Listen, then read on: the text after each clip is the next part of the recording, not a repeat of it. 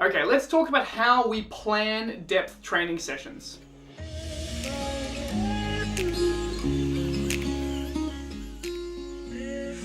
So we know how to dive, we've taken a course or we've been diving for a while, but now we want to go out there and improve our diving. We want to start to dive deeper, we want to start to get better. So let's talk about how we break up a depth session and how we plan it to be the most effective. So as you may well have guessed, we are going to start with warm-ups. Alright, here's a question. In freediving, what are we warming up? It's not like other sports where we are trying to increase blood flow to muscle groups. We're not trying to get our muscles or anything like that ready. We're not trying to get our nervous system firing. We are simply trying to engage the mammalian dive reflex. Nothing more, nothing less. So just keep that in mind when you start to think about your warm-ups. All you're warming up is your mammalian dive reflex. So the way that we're going to start every single training session, whether it's in the pool, whether it's for diving depth, whether we're diving up and down a line or anything like that, is we're going to start with 3 to 5 minutes of facial immersion. Now what that is you're going to take your mask off, you're going to put your face in the water, so water all over the face, and you're going to breathe just with your snorkel for 3 to 5 minutes, waking up the mammalian dive reflex. The next thing you're going to do is you're going to do 2 warm-up dives. Now, what does a warm-up dive look like? A warm-up dive, number 1, is no deeper than 15 or 20 meters, and the first one is usually very shallow. Now, this will depend on what your PB depth is or what depth that you're comfortable diving to. But let's say if your PB was 20 meters, then your first warm-up would be a cruisy little dive to 5, 6, or 7 meters. Probably hang down at the bottom for a little bit, then cruise back up. And your second warm-up dive would be a cruisy little dive to about 10 meters, and you would hang down the bottom and then go back up. So a warm-up is not meant to be a hard dive. You're not necessarily meant to get contractions or the urge to breathe. A warm-up is simply to tell your body that you're holding your breath. Simply to tell your body, hey, we're about to have a dive session, activate the MDR. We don't need to have hard dives as warm-ups, and it's usually best not to. Relaxed, easy, comfortable, happy dives. I personally like to do hangs for all my warm-ups, and a hang is just like I described before. You go down to a depth and you hang there for a little bit, for however long you want, and then you go back up.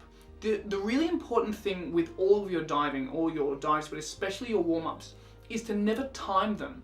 Don't be down there looking at your dive computer or looking at a watch and thinking, oh, I'll just wait down here for 20 or 30 seconds and then go back up.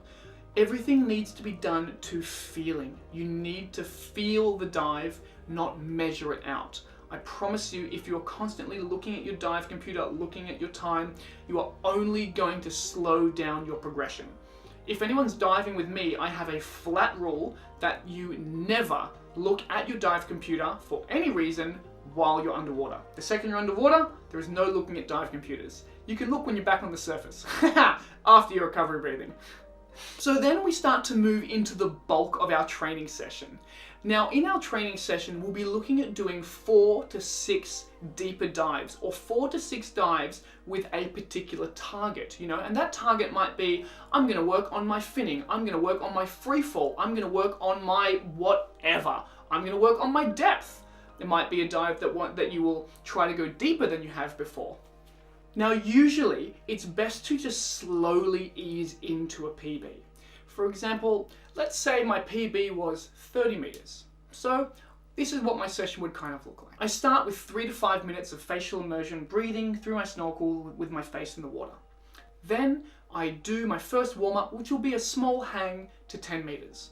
I do my second warm-up, which will be a slightly larger or a longer hang at 15 meters. Then I go back up and I set the line to whatever depth I'm trying to reach. So if my PB is 30 meters and I'm in good shape and I've been training and I did that PB recently, then I'll probably set the line to 32 or 33 meters depending on how I'm feeling about those numbers. Then I will simply try to have 4 to 6 beautiful, relaxing dives in which if I'm feeling good, I keep going, and if I'm feeling bad, I turn around and go back up.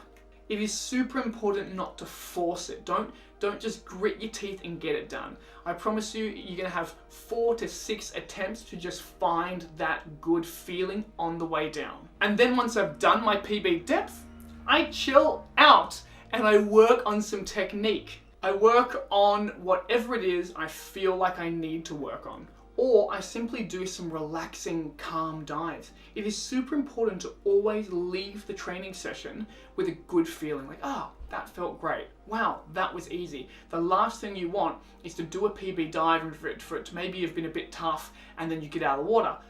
It's best to just rest for a moment and then do a nice casual 10-15 meter dive, just to leave with a really positive feeling.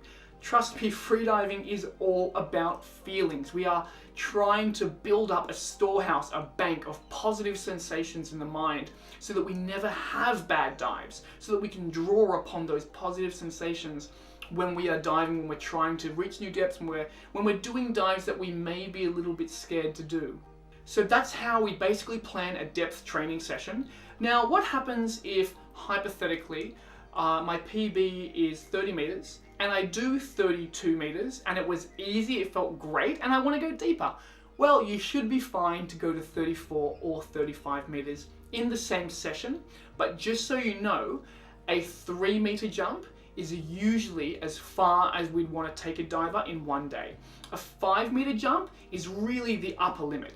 Anything more than that is just crazy. I mean, in the beginning, when we're first learning, it's usually fine to get a beginner to go from 0 to 20 within the space of 2 days, even or 3 days.